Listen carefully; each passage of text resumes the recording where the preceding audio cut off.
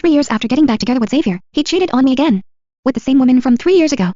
When I ran into them at a restaurant, he leaned and told me she was a client. The next moment, he shielded her behind him, looking at me with wariness and alarm.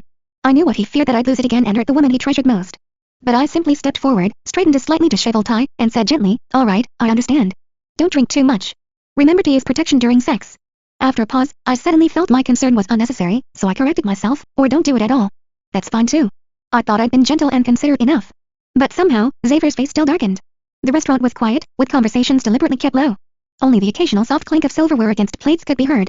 The decor was thoughtful, roses everywhere, no other flowers in sight. Naturally, the people dining here were lovers. Or perhaps some were like Xavier.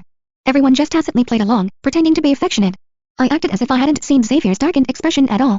I gave the woman he was shielding a slight nod, then turned and left. My friend walking beside me asked quietly, "Why aren't you angry?" Angry? I didn't seem to feel anything. Maybe I had been angry before, but it hadn't helped. I'd even paid a heavy price for it. A price I couldn't afford to pay a second time. I smiled calmly. Nothing to be angry about. He was just meeting a client. My friend looked at me in silence, her eyes filled with complex emotions. I knew what she was thinking. But I couldn't tell her this was the first lesson Xavier had taught me, learn to turn a blind eye to his affairs. When dinner ended, Xavier was waiting at the restaurant entrance in his car. I looked at my ride-hailing app still showing a queue, so I didn't refuse. I opened the back door and got in. As expected, someone was sitting in the passenger seat. She turned around and smiled at me with a mixture of restraint and smugness. "Sorry, Mrs. Harper. I get carsick." Xavier took pity on me and let me sit here. There's no other meaning to it, don't misunderstand.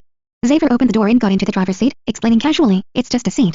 If you mind, I'll have Bridget switch with you." I nodded gently, still considerate. "It's fine. I understand. I have motion sickness patches. Would you like one, Miss Sullivan? It might help." Bridget said nothing. Xavier fell silent too. The car became quiet in an instant. It had started raining outside at some point. It looked cold. My friend sent me a message asking if I had gotten a ride and whether she should come pick me up. I looked down to reply, not noticing Xavier gripping the steering wheel tightly. After a long while, he finally started the car before the rain got heavier. Bridget spoke again. "Drop Mrs. Harper off first. She lives closer." At that, Xavier and I spoke almost simultaneously. "That works." "No need." I froze, then understood Xavier's intention and quickly added, "Actually, it's so late now, and it's pouring rain. Going back and forth would be too much trouble. Why don't you stay over?" I just messaged the housekeeper and asked her to prepare both the master bedroom and guest room. Before I could finish, Xavier suddenly hit the brakes hard. The tires screeched against the pavement. My forehead slammed into the back of the passenger seat. Before I could process the pain, I heard Xavier say coldly, "Get out!" I realized I'd misread his intentions again, so I shut my mouth. I quickly pulled out my folding umbrella from my bag, opened the car door, and got out. The rain was heavy, the small umbrella couldn't shield much.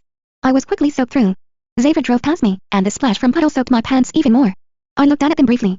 When I looked up again, even the exhaust fumes were gone. In the end, I had no choice but to shamelessly message my friend and ask her to pick me up. She arrived quickly. Looking at me drenched, her eyes filled with exasperation. "You deserve this." I forced a smile. "Clara, thank you. I know you mean well, but I can't help it. I can't leave him."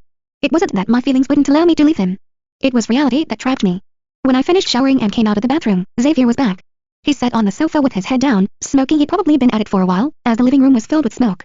I paused while drying my hair, suddenly feeling the scene overlapped with 3 years ago. That was the day before our divorce. He smoked one cigarette after another until they nearly filled the entire ashtray. Finally, through the swirling smoke, he handed me the divorce papers with a cold, resolute expression. I walked forward somewhat stiffly, smiled, and took the cigarette from his mouth. "Stop smoking. It's bad for your health." Xavier looked up, his eyes filled with emotions I couldn't read. I forced a smile. "Don't worry, I haven't misunderstood anything about you and Bridget. If you say she's a client, then she's a client. You already had plans with her. It was right to let her sit in your passenger seat and drive her home. I was the unexpected one. Don't worry. I won't cause trouble for her." I was considerate and understanding, thinking from Xavier's perspective. But somehow, Xavier still wasn't happy. His lips pressed into a line, his expression dark. I grew anxious, almost panicked, telling him, "If you want to bring Miss Sullivan back here, I don't mind either. If she finds me bothersome, I can move out too." "Enough!" Xavier suddenly snapped, cutting off the rest of my words. He gripped my hand tightly, his eyes bloodshot as he looked at me. "If you're so gentle and considerate, why don't you just give up your position as Mrs. Harper?" I bit my lip, enduring the pain in my wrist, and looked at Xavier. "Then would you stop paying for my mother's medication?" Xavier's eyes widened. Not getting an answer, I asked again, unwilling to give up. "If I give up this position, will you still cover my mother's medical expenses?" "Xavier, I can give it up as long as you keep paying for my mother's medication." "Will you?" Xavier's pupils contracted sharply. He suddenly flung my hand away and stood up from the sofa with a violent motion. He stared at me intently, not missing any expression on my face. I wasn't lying. It was all true. I could give my position to Bridget. "Really?" Xavier seemed to see something in my face. He laughed bitterly. "And you say you haven't misunderstood?" He came over again, took my hand, and rubbed the spot he just gripped red. "Bridget is just my client. I'm not lying to you." "Really? Vienna, don't be jealous for no reason. It's annoying. You know I'm not in the mood to humor you." I looked down at the spot he'd rubbed, wanting to say I wasn't jealous. but it seemed pointless. So I didn't argue. I simply nodded along with what Xavier said. Okay. I understand.